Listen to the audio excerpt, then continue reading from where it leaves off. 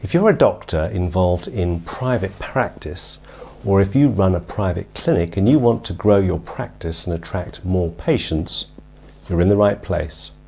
I will tell you the 5 reasons why most private practices and clinics fail to grow, and at the end I will give you my top tip for where to start. Hello, my name is Dr. Haroon Gadraj. I'm a vein specialist with years of experience of running a multi-6-figure private practice in my own clinic. I coach doctors how to start and grow their own successful private practice.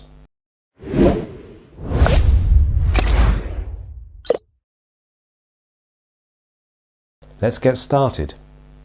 So reason number 1 is most doctors don't treat their practice like a business. They're stuck in doctor mode.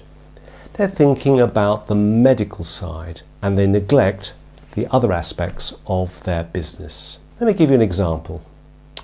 When I started my private practice treating veins, I focused on giving the latest vein treatments, and I became obsessed with going to meetings and learning about the latest gadget, the latest portable ultrasound machine, the latest non-invasive device. I tried ablation by steam, radio frequency, and by superglue. Successful business people would regard that as over-engineering the product. Truth is, my patients didn't care whether I used a 1470 nanometer laser or a bare tip laser fiber.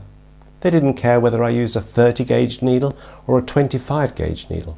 They just wanted to get rid of their veins. Another example is when my wife needed a knee replacement recently, she didn't care, nor did I, whether the orthopedic surgeon used a metal on plastic prosthesis or a ceramic on ceramic prosthesis. We trusted his judgment. We just wanted to get it done quickly and avoid the long waiting list, and we felt we were in good hands. After 5 years of medical school and 10 years of specialist training, the product, that is me and what I do, is already good or very good. If you're a medical specialist, what you do is already good enough. If you're in private practice, you need to look at the business aspects very carefully. Reason number 2. Most doctors don't think they can do marketing, and they tend to leave it to others. They think they should employ a marketeer. Now this is so wrong. Again, another example from my own practice.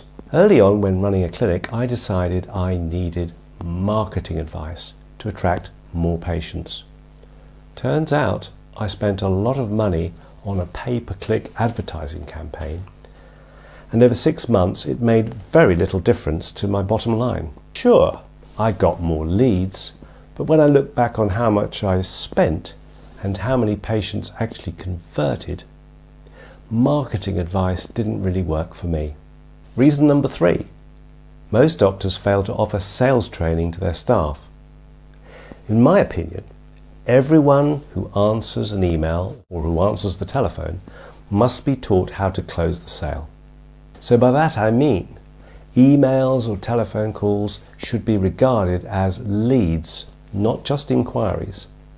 These leads need to be followed up and converted into a sale. A sale is simply taking money for a consultation or treatment. Reason number 4.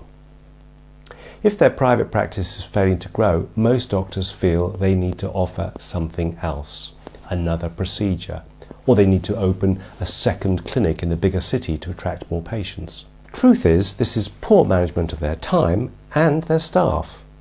I made this mistake big time. At one point I had clinics in 4 different locations, and I was spending an extra 6 hours a week simply travelling between one clinic and the other.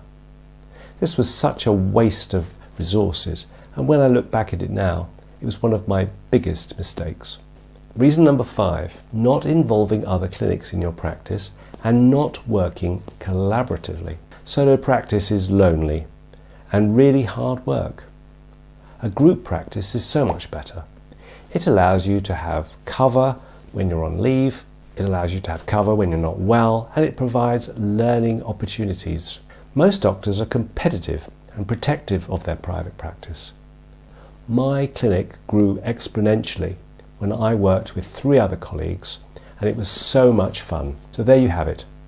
My top 5 reasons why your private practice or clinic may be failing to attract patients and grow. Now, at the beginning I said I would give you my top tip. Don't get stuck in doctor mode. Instead, think like a CEO.